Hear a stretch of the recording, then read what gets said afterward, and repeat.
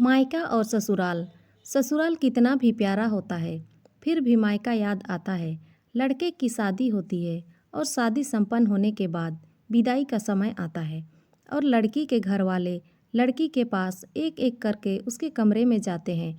सबसे पहले माँ जाती है और कहती है अपनी बेटी से कि बेटी कल से जल्दी उठना और सबसे पहले नहा धोकर पूजा पाठ कर लेना और रसोई घर का सारा काम अब तुम्हें ही संभालना है। देखना कोई गलती मत करना, वहाँ तेरी माँ नहीं होगी समझाने के लिए।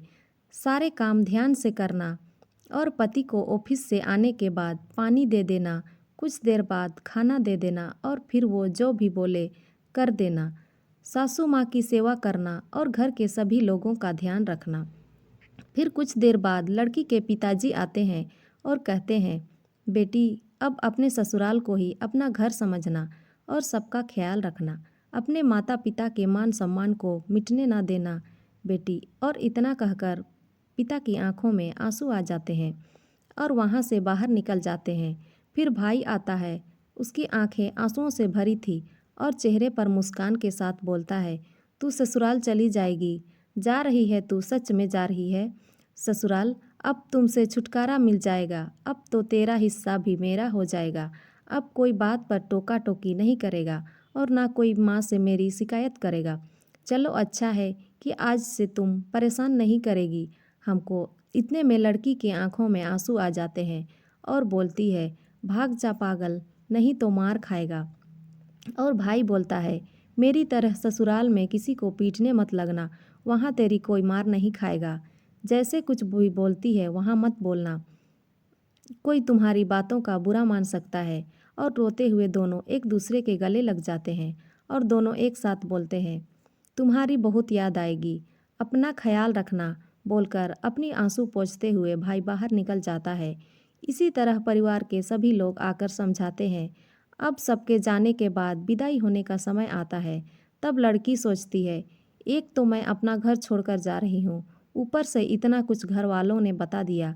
इससे पहले तो कभी ऐसा नहीं करना पड़ा, इतना कुछ कैसे संभालूंगी। यही सोचती रही, तमाम तरह के ख्याल मन में आते रहे और फिर घर वाले लड़की को विदा कर देते हैं।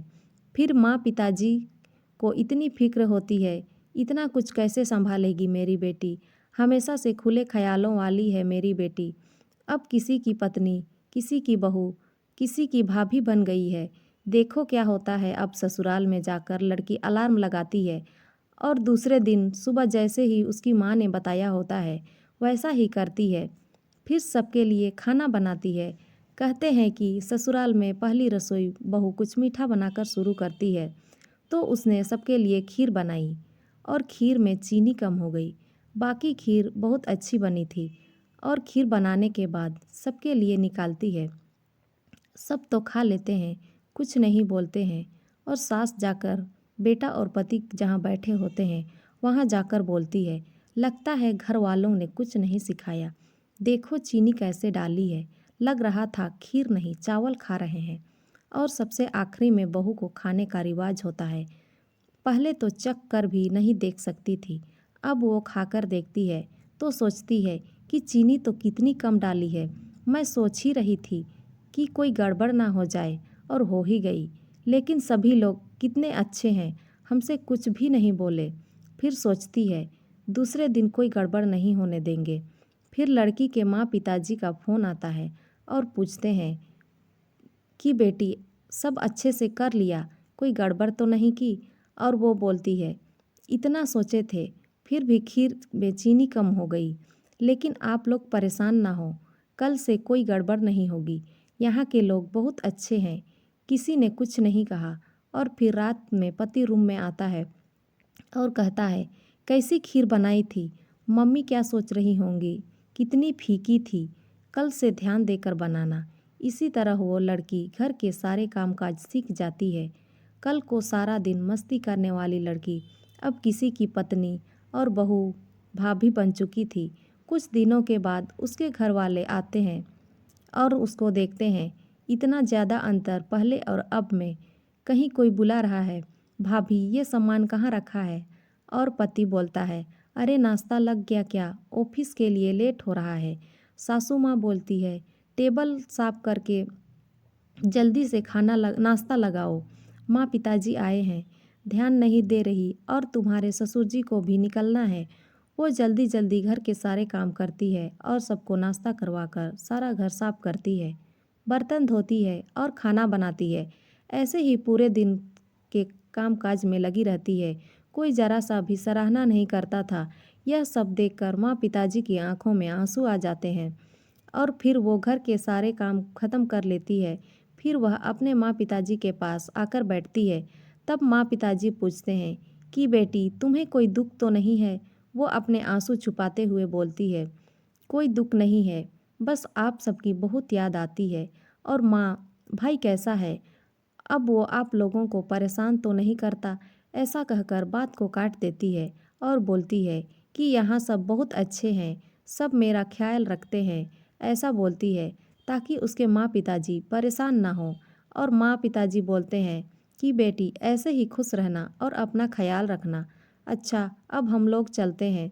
जब माँ पिताजी चले जाते हैं तब जाकर कमरे में छुपकर बहुत रोती है और खुद से बातें करती है। क्या बताऊँ माँ, मेरी तो पूरी ज़िंदगी ही बदल गई। खुद के लिए समय भी नहीं निकाल पाती। सारा दिन ऐसे ही निकल जाता है। और फिर सास आती है और अपने बेटे से कहती है, माँ बाप आए थे, ना जाने क्या पट्टी पढ़ाकर गए होंगे। दोस्तों, ऐसा बहुत लोगों के साथ होता है। अगर ऐसा होता रहा तो हमेशा ससुराल और मायका में अंतर होता रहेगा, जब तक कि दूसरे घर से आई बेटी को नहीं समझेंगे। ऐसा करने से ही रिश्ते बिगड़ते हैं। सारी बेटियां ऐसी नहीं होती हैं। अब वो काम कर रही है तो सब काम को करवा लेना चाहिए। क्यों? आपकी मजदूर तो बनकर आई नहीं है, आपके घर की बहू है जो आपके लिए अपना सब कुछ छोड़कर आई है। अब आप लोग ऐसे करेंगे तो सास ससुर और माँ बाप और ससुराल और मायका में हमेशा फ़र्क होता रहेगा। हम बदलेंगे तभी युग बदलेगा। इसीलिए सबसे पहले हमें अपने आप को बदलना होगा। हर बहू निस्वार्थ भाव से अपने ससुराल में अपने पति, सास ससुर, ननद आदि का ख्याल रखती है। उसके बदले में उसे अपने ससुराल वालों से कुछ नहीं चाहिए, बस उसे बहू का सम्मान मिलना चाहिए। जो बेटी अपने माँ बाप का घर छोड़कर ससुराल में आती है, उस बेटी की भावनाओं की कद्र ज़रूर करें। तो दोस्तों, ये कहानी आपको कैसी लगी? अच्छी लगी हो तो लाइक और सब्सक्राइब करना बिल्कुल ना भूलें।